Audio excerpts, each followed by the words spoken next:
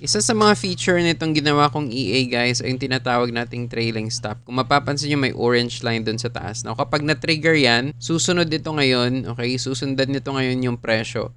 Kapag aakyat yung presyo, aakyat din yung stop loss, okay? Kapag bababa yung presyo, hindi gagalaw yung stop loss. Pagmasdan nyo kung anong mangyayari. Lapit na, ayun, napansin nyo?